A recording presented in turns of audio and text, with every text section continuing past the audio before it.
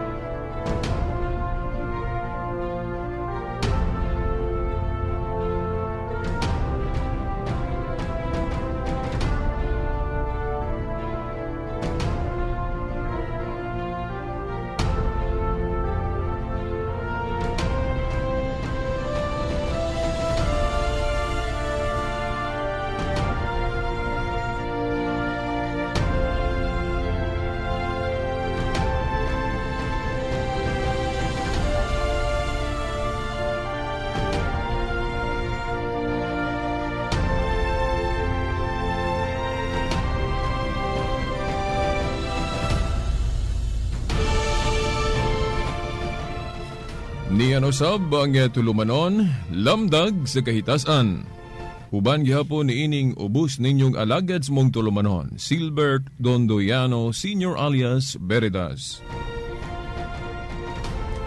Okay, sa ato nang gisaad no kagahapon no, nga atong tubagon karon ang atake o mga pangutana may labot na sa atong santos nga misa no, sa atong pagtuong Katoliko. Kagahapon ato man tong gihisgutan ang mahitungod sa paghimo og imahen sa usa ka balaan diin giatake kini sa usa ka evangelist sa Seventh-day Adventist. Niadtong Domingo ato kining natubag og atong isunod ang usapa sa gihisgutan no, sa maong programa nila kining mahitungod sa Santos nga Misa. Kinigong Santos nga Misa sa atong pagtuong Katoliko mao ni ang pinakataas nga matang sa pagsimba no, sa atong pagtuong Kristohanon. Nga naman kay mao man ni ang sugo gyud no sa atong Ginoong Kristo no. Kadtong diri pa siya no. Mao ni ang espesyal niya nga sugo ngadto sa mga tinun-an o sa iyang simbahan. Kadtong nag-ingon siya nga buhatan ninyo kini alang sa paghandom kanago. Mao nga kabantay mo nga no nga ang Santos nga Misa mao gini ang pinaka sentro no sa pagtuong Katoliko. Gani sa atong panahon karon taga-adlaw na gyud ni himuon no, taga-adlaw na gyud ni adlaw-adlaw og hinuon ang Domingo mao ang pinaka-espesyal no sa maong adlaw-adlaw nga paghimo niini nga Santos nga Misa. Ngano nga ang Domingo mao pinaka-espesyal tungod kay kung atong tan-awon sa tradisyon sa mga apostoles sa unang siglo, ikaduha, ikatulo, ang Domingo magyud mao ay nahimong espesyal o kanang gitawag natog adlaw diin gigahin alang gayud sa Ginoo. Kanang gitawag natog Lord's Day. Og tungod kay diha na pod gipatunong kanang divine law nga naas na pulo kasugo nga unom ka adlaw trabaho ikapito pahulay. Munya sa Hebrehanon 4:8 lain naman nga adlaw mao na ang Domingo sumala sa pinadayag 1:10 uban na sa mga komentaryo nianang bersikuluha. Dili sa nato na isgutan karon kay separate topic man ang adlawng igpapahulay. Ang una natong tubagon kadtong isyu nga giluwatan no sa maong programa no sa Seventh-day Adventist. Ngano man nga diha sa Santos nga misa doon na may misa Requiem o pwede siguro nato ni sabton ba nga nganong doon na may special o nganong doon na pwede dili. Mga igsuon sa Biblia, wala man yun po taing na sa Ginoo nga ang inyong pagselebrar o paghandom niadtong gihimo nako nga akong gimando ninyo nga handumon, wala man ko mag-ingon, no? Wa may mabasa di sa Biblia nga ang atong Ginoong Hesukristo nga naghimo o nagmando nga himuon ninyo ni na ay espesyal na idili. Kining paghimo nato nga dunay espesyal ug dunay dili, expression ra ni nato sa atong pagtuo. Tao ni siya nga ekspresyon. Dili manggali ni siya dogma nga sugo sa atong simbahang Katoliko, no? O dili po ni ingon nga gibansay universally. Bot pasabot depende ra po ni sa matag parokya. Oh, depende po sa unsay nahimong gikasabutan. Kanang gitawag na tug diocesan or parokyal.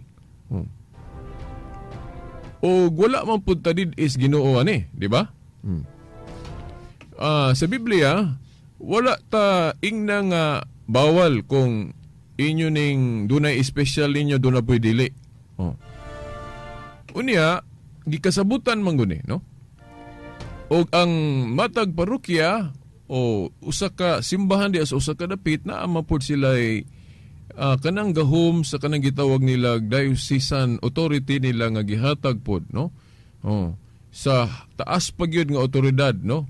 Sa mga obispo o bisan pagani no gikan gyud sa kanagyong central nga naa sa Roma, sentro na sa Vatican. Naghatag pog authority sa paghimog kanang gitawag parochial policy o mga ingon ana mga tinahod nga tigpaminaw. So dili po na mahimo kung wala na mauyo ni, di ba? O kung doon naman gani mga Katoliko nga mureklamo ana, siguro matawag nato nga wala nila pod subaya ang protokolya sa pagtuong Katoliko. Ngano man? Kay kung tinuod gud pug kang Katoliko, kinahanglan mo apil gyud kag unsay mga tigom, unsay mga meeting. Kay og unsay mahimong diocesan policy or parochial policy, kinahanglan mo saludo magyud ta ana. Mo saludo.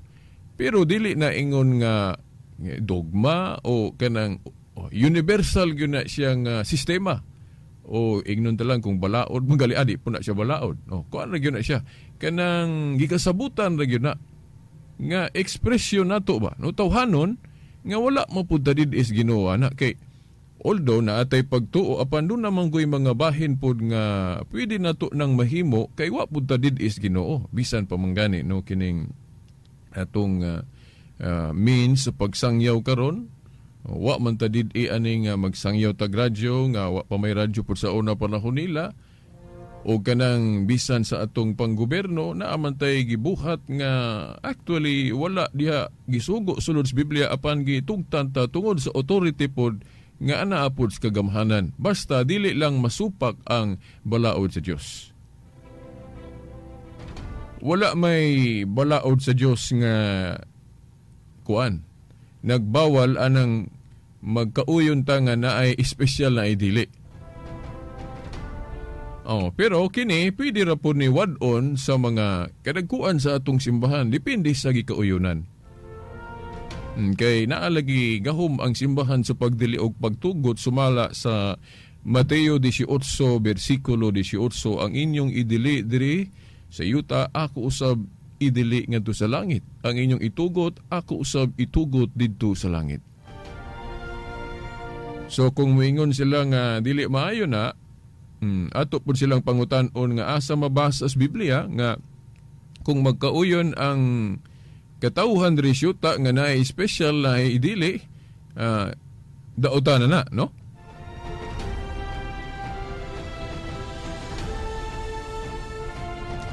O gunya, usapa sa atong pagatubagon kadtong isyu ba nga nganong diya sa Santos nga misa ang ipakalawat sa pari kulang man kay ang naa sa Biblia pan o ostiya og bino. Ngano man nga ang ihatag o ihungit sa pari kanaramang pan o ostiya. Wala na may bino. Nga ang kuan guniana ipakaon sa Ginoo ang iyang manglawas og dugo. Sabayhon sa pan og bino. Kung atong basahon ang San Juan Kapitulo 6, no, nga naghisgot ang atong Ginoong Jesucristo nga ipakaon niya ang iyang lawas og ang iyang dugo. Ipainom, no? Kay matuod nga kalan-on ang iyang lawas, matuod pod nga ilimnon iyang dugo. Ngano mang dili ihatag pari kanang bino nga mamahimo ng dugo sa atong Ginoong Jesucristo sumala sa atong pagtuo. Ang atong tubag ana sa Biblia wala pud ta did-i ana, no? O tungod na kay human gud sa konsagrasyon sa pari, ang kanang pan o ostiya mahimo ng tibuok nga lawas sa atong Ginoong Jesucristo. Moingon kay tag tibuok nga lawas ni Kristo, naa na dugo. No? Buhing lawas ni Kristo, na bagoy lawas nga buhi dayon walay dugo.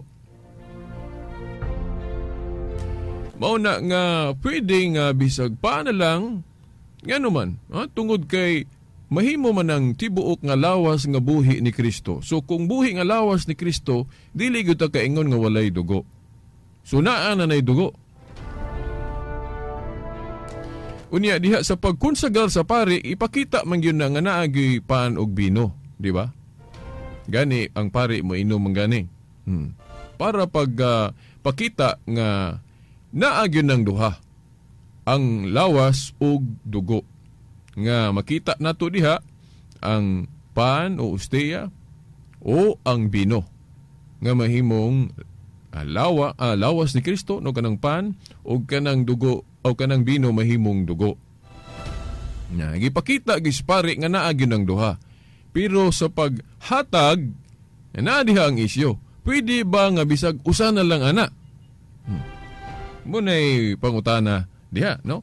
Now, sa Biblia wala mag-ingon ang Ginoo nga dili pwede nga bisag usa na lay ihatag. Oh? Ngano man kay ang essence gud diha ang gahuman sa Ginoo. Dili man nga kanang pagpakita lang sa pan og bino. Kay ang importante diha ang gahuman sa Ginoo. Dili man kanang butang. Ang gahuman sa Ginoo nga maghimo niya ng pan nga mahimong lawas ni Kristo ug kanang dugo o kanang bino mahimong dugo sa atong Ginoong Jesucristo kay iya man laging ipakaon ang iyang lawas ug dugo. So kung para sa mga Seventh-day Adventist labi na kadtong evangelist nga nangatake anang atong misa nga para niya kulangan kuno nang gikalawat natong mga Katoliko, para niya kulangan. Pero how about sa Ginoo? Nag-ingon ba ang Ginoo nga kulangan ang nakalawat natong mga Katoliko? Asa mabasa sa Biblia nga nag-ingon ang Ginoo nga kung pan lang o ostiya lang ang ihungit sa pari, makulangan ang atong gikalawat. O walay dugo diya sa buhing lawas ni Kristo. Asa mabasa? Timan nato nga ang simbahan biya nga tinuod na ay gahom sa pagdili og pagtugot. Kaklaro ana? Mateo 18:18 ang inyong idili diri sa yuta, idili usab nako sa langit. Ang inyong itugot. So kung moingon ang simbahan, for economic reason, kung daghan kaing mga lawat, pwede raman nga bisag paan lang total inig konsagrasyon mahimo mang tibok lawas ni Kristo nga buhi. Ug mayon gay tag buhing lawas naa na nay dugo, di ba? Kay kung maingong kag walay dugo sa to papatay. Kay kanang lawas nga walay dugo, na bagoy lawas nga buhi den walay dugo.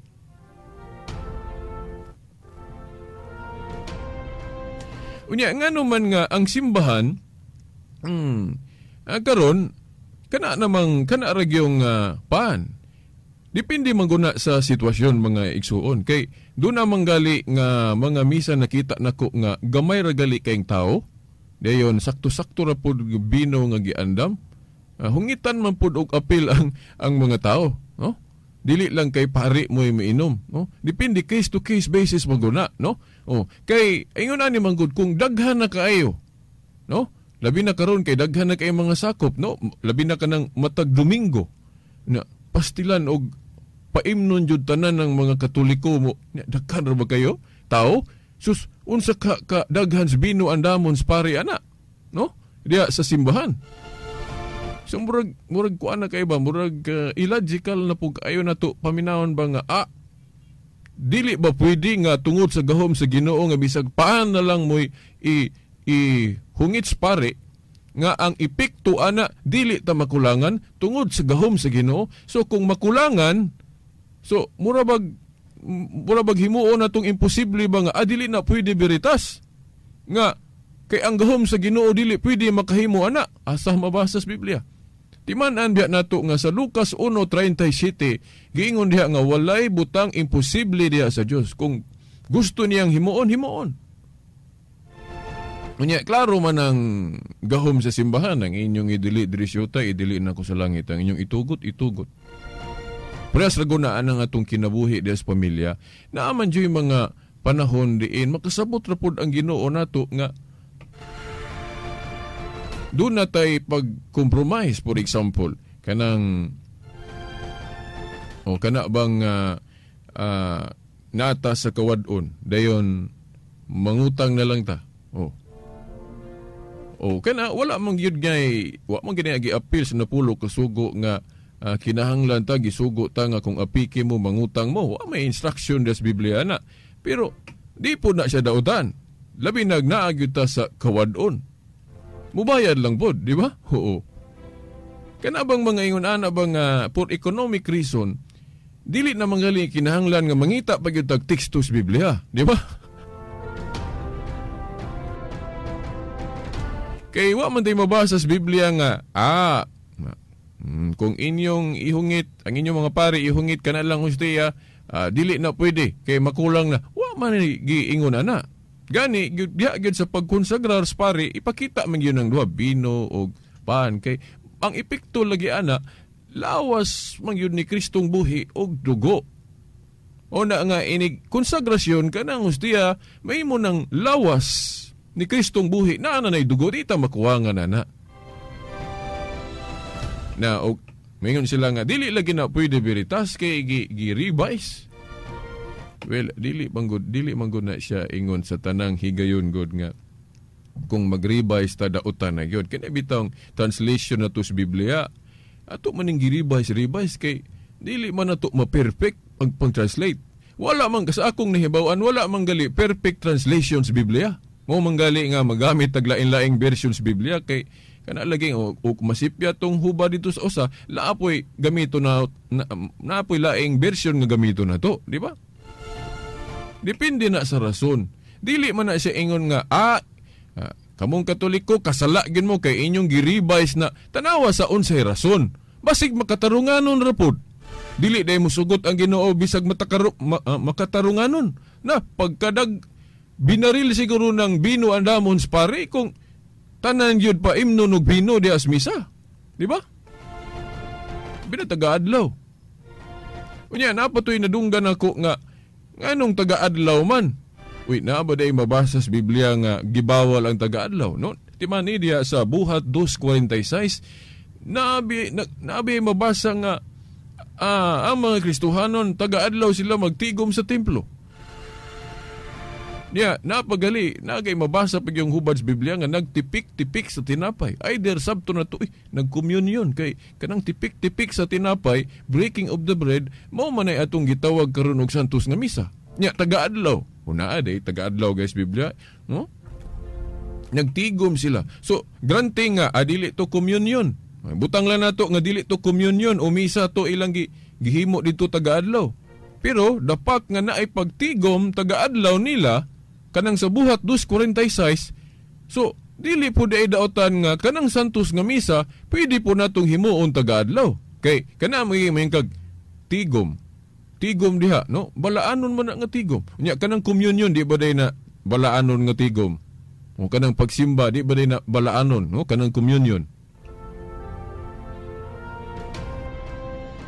Mga igsoon, kung moingon sila nga, kung taga-adlaw himuon, dili na maayo, mangutan na po nila, asa mabasa sa Biblia kung taga-adlaw himuon ng breaking of the bread o kanang communion nga tawag po nato og misa, no? Asa mabasa nga gidid-an tas Ginoo ni ana diri sa Bag-ong Testamento. Bisan manggali sa Daang Testamento, pati mabasa na. Wala pa man po'y Santos nga Misa po sila ang tugon, di ba? Unsa ang pagdili ana?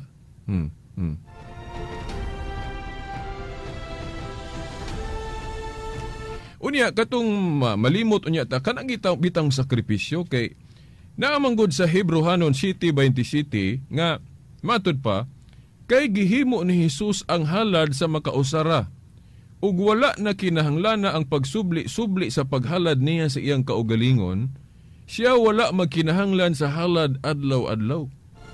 O katubang sakripisyo ni Kristo, no? Kay mo man na ipahandom.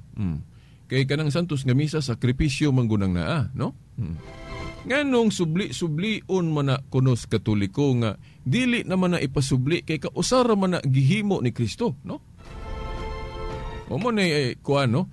Mga igsoon, ang kanagong dili ipasubli nga halad ni Kristo, sakripisyo, kadtong dugoon kay kas-ara man gyud gihimo ni Kristo. Kana agong atong gisubli-subli diha sa misa ang handumanan. Kay nag-ingon man si Kristo, buhatan ninyo kini alang sa akong handumanan. Unya dili naman na dugoon.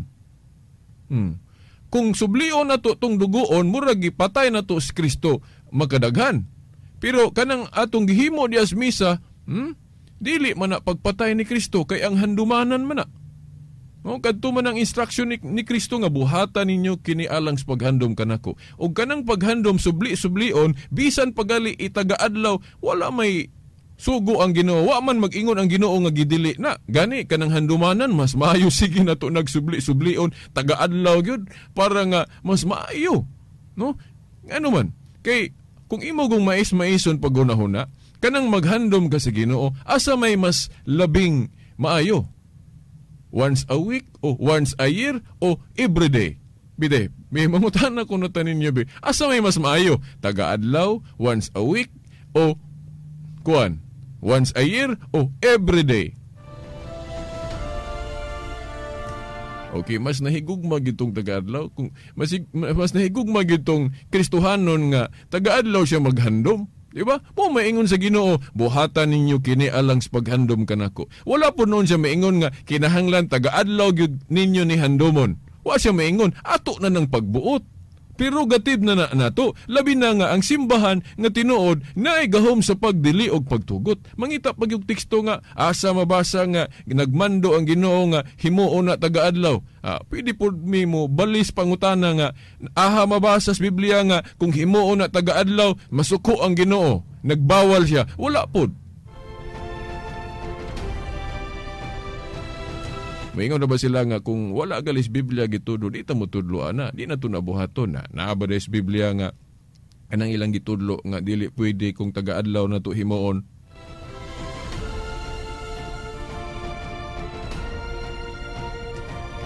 Okay, nakasiguro gyud ta mga igsuon nga dili gyud bawal nga taga-adlaw na to himuon, no? Kana bang kanang halad nga dili na dugoon. Ako yun na iklaro ha, dili na dugoon ang handumanan na unya kanang kanang atong gihandom diha, kanang sakripisyuhan na, usara na kasakripisyo ni Kristo kadtong nahitabo niya sa krus. Kas ara gyud to, kanang Santos Misa, mura na siya ba og paghandom nga ang gitumbok ana kadtong usara nga kamatayo ni Kristo sa krus, sakripisyo niya.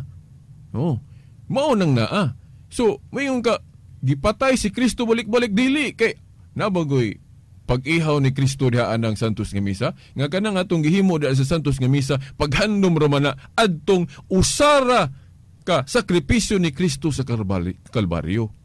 O, ang usa diha nga sakripisyong dugoon kadtong sakripisyo ni Kristo sa krus. Unya kanang gisubli-subli nato, mao na ang handumanan atong usara nga sakripisyo ni Kristo sa krus. Unya kanang dili ipasubli gud nga halad, usas gitumbok ana kadto man ang halad sa mga pari sa onas daang kasabutan nga moihaw sila inihaw.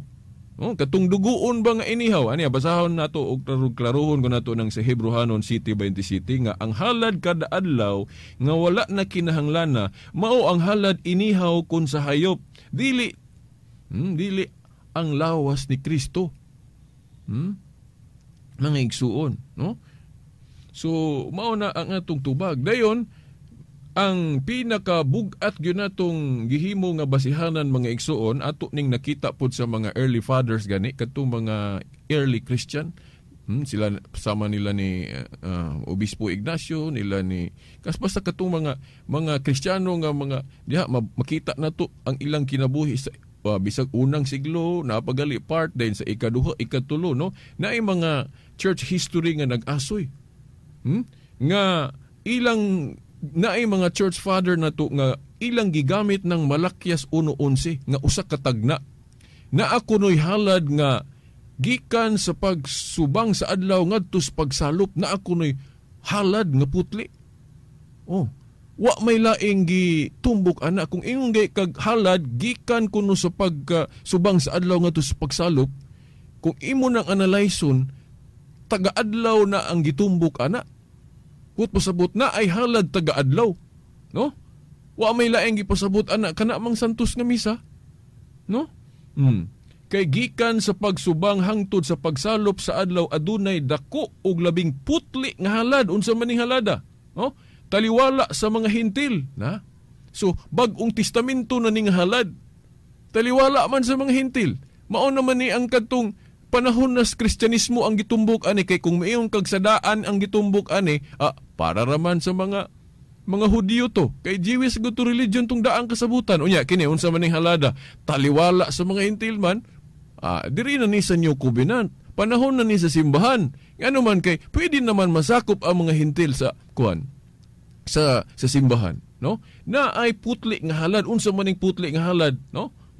Katumanan ni sa misa nga gihalad matag 24 oras, no, sa 200,000, no, kahigayon apan dili kay pagsubli na sa pagsakit ni Kristo sa Kalbaryo, kay dili naman siya mamatay, no? Roma 6:9. Mao na nga dili maayo pagkasabot ba kay mura kuno kanang misa na to kay sakripisyo magkuno na sakripisyo gitaga-adlaw kuno na to patay si Kristo, dili na mao kay aghandumanan man na.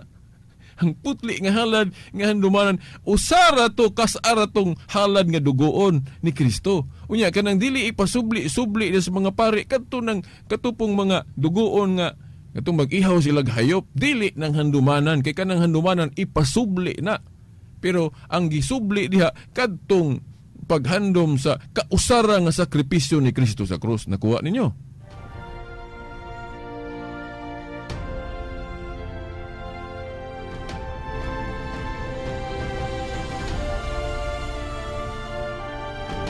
Mga igsuon, wa naman tayo igong panahon na paunta tayo dapat natong may sigutan anang Santos nga Misa, pero ang ato lang yun, no, nga timan-an, bisag ka na rang Mateo 18:18 kanang gahom sa simbahan. Kung musalig taan ang gahom sa simbahan, dili na kita magduda pa anang kung doon namang gali iribay sa simbahan, kay nakasiguro kita nga makatarungano na og mutugot ang Ginoo, kay klaro man na, no, Mateo 18:18. Gawas og dili magkatarunganon. Okay, sa ngalan na lang sa atong mahal nga inahan, Mother Mary, mga kadagkuan sa atong simbahan, pinaagi sa atong Panguo o Obispo diri sa Diocese of Dipolog, Monsignor Severo Caermari, uban sa mga kaperian. Kini ang ubos ninyong alagad sa maong tulumanon sa lamdag sa kahitasan, Silbert Dondoyano Sr. alias Veridas, kauban sa atong mga igsuon sa technical side, Danilo Luod o Espiritu Ilumba. Hangtod ug mapuhon sa ngalan sa Amahan, sa Anak, sa Espiritu Santo. Amen. Kangit-ngit o mga suliran sa kalibutan, suliran sa mga kabataan, nagkadaiyang korupsyon sa katilingban, ug bisan sa atong simbahan, adiksyon o suliran sa droga, panagbahin-bahin sa katawhan, sa relihiyon o tinuhuan, o guban pang mga suliran, unsay mga hinungdan na ining tanan. Tungod na ini nahimugso na tao kining tulumanon, lamdag sa kahitasan, tulumanon nga muayag, mubatbat o mutubag na ining tanan. Uban na ining inyong sulugoon, Silbert Dondoyano alias Veritas. Lamdag sa kahitasan!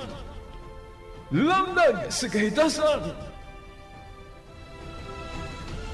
Ang maong tulumanon, inyong madungog matag adlaw, Lunes hangtod Sabado sa may alas 6:30 ngadto sa alas 7 sa gabi.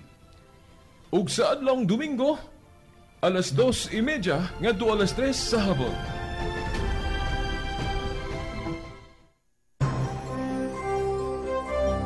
Ito ang DXDR 981 sa Dipolog, numero 1. Tatak RMN.